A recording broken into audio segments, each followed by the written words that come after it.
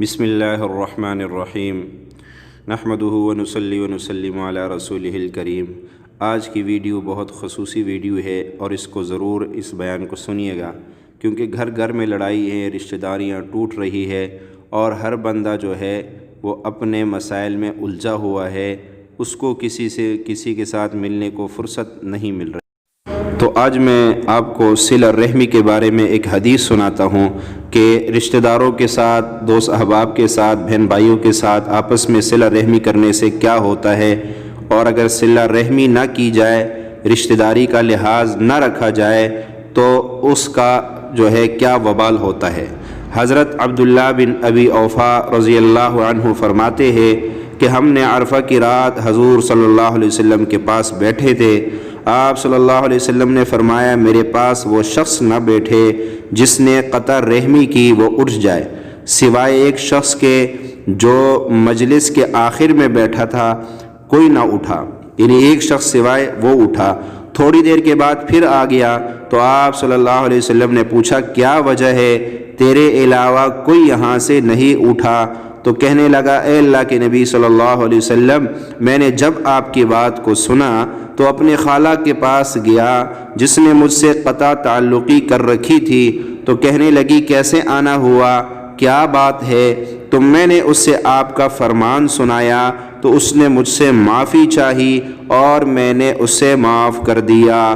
آپ صلی اللہ علیہ وسلم نے فرمایا، بہت خوب، بیٹھ جاؤ۔ یاد رکھو، جس قوم میں قطع تعلقی کرنے والا ہو ان پر رحمت نازل نہیں ہوتی۔ تو معلوم ہوا آج گھر گھر لڑائیں جھگڑے ہیں، رشتہ داریاں ٹوٹ رہی ہے اور پھر ہم مسائل میں، پریشانیوں میں گھرتے جا رہے ہیں۔ اس کی وجہ یہی ہے کہ ہمارے اندر صلہ رحمی نہیں ہے، اور جب ہمارے اندر صلہ رحمی نہیں ہوگی تو پھر اللہ کی رحمت ہم پہ نازل نہیں ہوگی، اور جہاں اللہ کی رحمت نہیں ہوگی وہاں سکون اور عافیت ہو ہی نہیں سکتی ہے۔ تو صلہ رحمی کرنی چاہیے۔ صلہ رحمی کے بہت سے فائدے فقی ابو اللیث سمرقندی رحمۃ اللہ علیہ نے اپنی کتاب تنبیہ الغافلین کے اندر بیان فرمائے ہیں۔ وہ لکھتے ہیں صفحہ 134 پر کہ صلہ رحمی میں 10 خصلتیں ہیں، صلہ رحمی میں 10 اچھی خصلتیں ہیں۔ فرمایا، نمبر 1، اس میں اللہ کی رضا ہے، کیوں اللہ نے اس کا حکم دیا۔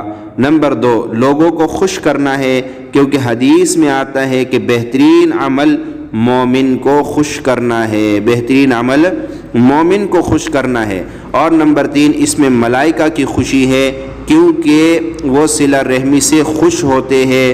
اور نمبر 4، اس سے مسلمان اس کی تعریف کریں گے کہ بہت اچھا آدمی ہے، بہت اچھے اخلاق والا ہے۔ اور نمبر 5، اس سے ابلیس کو دکھ اور غم پہنچتا ہے۔ اور نمبر 6، عمر میں اضافہ ہوتا ہے۔ اور نمبر 7، رزق میں برکت ہوتی ہے۔ اور نمبر 8، مردوں کو خوش کرتا ہے، کیونکہ آباء و اجداد صلہ رحمی اور قرابت سے خوش ہوتے ہیں۔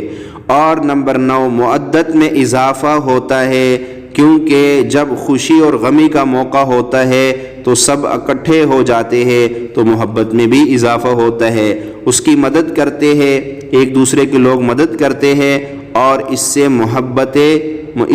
اس عمل سے جو ہے وہ محبت بڑھ جاتی ہے۔